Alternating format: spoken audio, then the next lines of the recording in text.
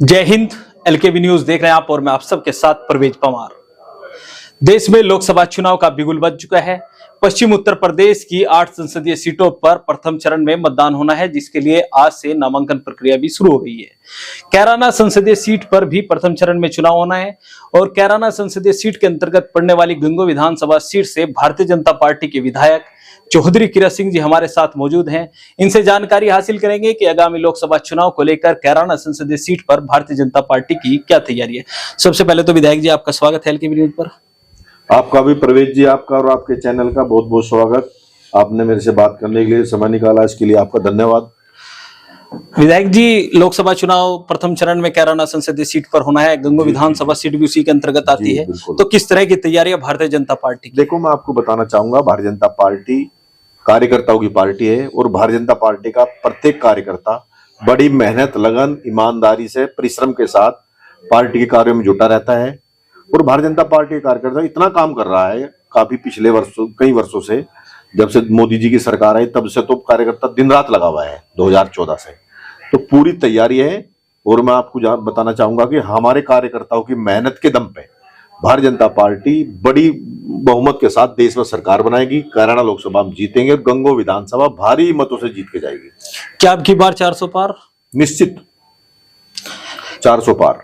कैराना संसदीय सीट पर जिस तरह से भारतीय जनता पार्टी में जैसे टिकट का ऐलान हुआ प्रदीप चौधरी जी का, उसके बाद शामली और कैराना विधानसभा सीट पर उनके सजातीय वोटरों में कहीं ना कहीं नाराजगी दिख रही है, उसको कैसे मैनेज कर पाएंगे? नहीं, कोई नाराजगी नहीं है। भारतीय जनता पार्टी के वोटर में किसी में कोई नाराजगी नहीं है। भारतीय जनता पार्टी जाति धर्म की राजनीति नहीं करती। भारतीय जनता पार्टी सबका साथ सबका विकास का काम करती है। सब लोग हमारे साथ हैं। जो दूसरे राजनीतिक विचारधारा के लोग हैं, वो किसी भी जाति के हों, किसी भी धर्म के हों, वो ही अन्य किस्म की बातें करते हैं। भारतीय जनता पार्टी का प्रत्येक कार्यकर्ता मेहनत से चुनाव में लगा हुआ है। इस बार क्या मुद्दे भारतीय जनता पार्टी के रहने वाले हैं, क्योंकि विपक्ष भी लगातार राहुल गांधी भारत जोड़ो यात्रा समेत कई कार्यक्रमों का आयोजन कर रहे हैं, विपक्षी दल भी, और वह भी लगातार दावा कर रहे हैं कि इस बार प्रधानमंत्री नरेंद्र मोदी की हैट्रिक को वह रोकने का काम करेंगे। अब वो क्या कहते हैं उस पर हमें क्या कहना। हम तो केवल एक बात बताना चाहेंगे आप लोगों को कि भारतीय जनता पार्टी की सरकारों ने इतने अच्छे निर्णय, इतने अच्छे कार्य किए हैं कि जनता बहुत खुश है। और अनेक आने वाली ऐसी बहुत सी योजनाएं हैं जिनको हम लेकर के आएंगे। आदरणीय मोदी जी और आदरणीय योगी जी दिन रात देश के प्रदेश के विकास के लिए, जनता के विकास के लिए लगे हुए हैं और हर चीज को जनता जानती है। जो ऐतिहासिक कार्य हमारे हुए, बहुत सी चीजें अगर हम आपको गिनवाऊं तो बहुत लंबा समय हो जाएगा, आप स्वयं भी जानते हैं। जी। तो सारे जो हमारे विकास के कार्य हैं उनको लेकर के हम जनता के बीच जाएंगे और अगली जो हमारी योजनाएं रचनाएं हैं उनके बारे में जनता को बताएंगे।